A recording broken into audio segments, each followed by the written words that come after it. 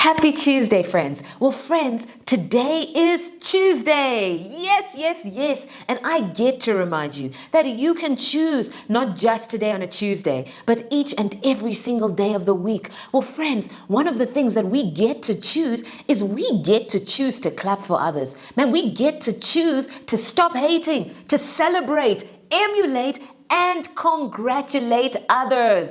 Because really, if there's one thing that can stifle you from fulfilling your unique kingdom assignment, man, it's jealousy. Jealousy will hinder you from running your own race. You know, whenever I think of jealousy, I'm reminded of the story of King Saul in 1 Samuel. So let's go there quickly. And I'm going to look at 1 Samuel 18, chapter 18, verses 5 to 9 in the NLT. And it says this, it says, whatever Saul asked David to do, David did it successfully. So Saul made him commander over the men of war, an appointment that was welcomed by the people and Saul's officers alike.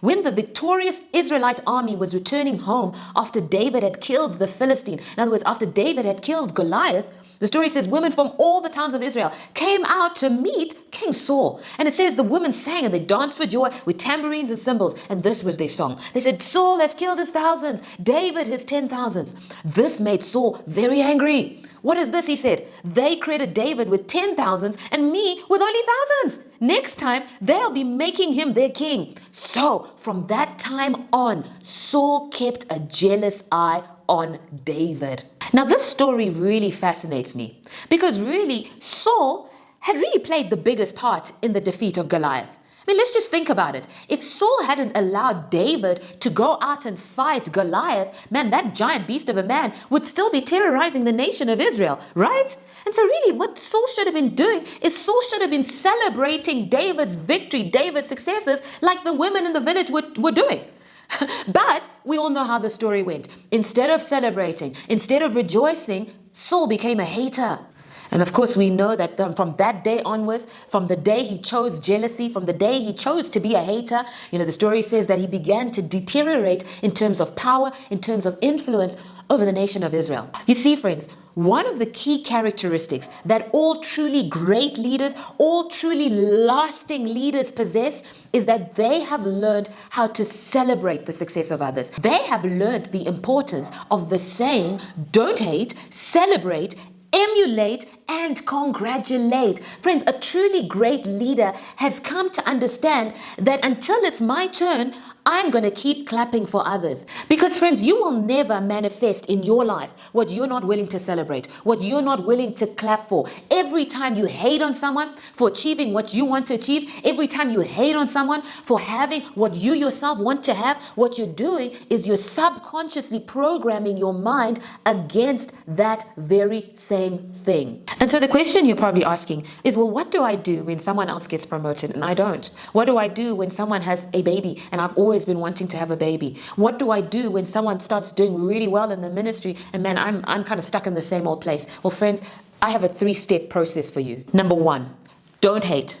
Choose to celebrate. You see, when you choose to celebrate, you are programming your mind to choose that very same thing, to achieve that very same thing in your life. When you choose to celebrate, you're reprogramming your mind to think abundance, man, to think promotions are good, to think, man, there are many promotions out there, to think that there is more than enough for you too. Number 2, you choose to emulate.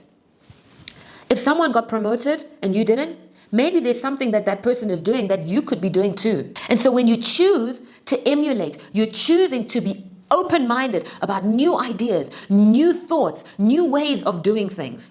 If you can focus on the perspective of what can I learn from them? What can I focus from their success? What can I focus on from their achievement? Their accomplishment can help you better yourself. And the third thing that you can choose is you can choose to congratulate. Man, this is a profound thing that we can learn to do. And the execution of it is really simple. You know, maybe someone gets a promotion.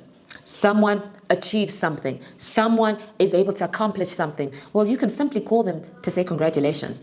You can send them a text, send them an email. Man, you can even post it on Facebook and say, congratulations, I'm really happy for you. Friends, the thing is, we need to learn how to celebrate the success of others. You know, we need to learn how to clap for the victories of others because really your time will come too. Friends, you can do it. Always cheering for you. Bye-bye.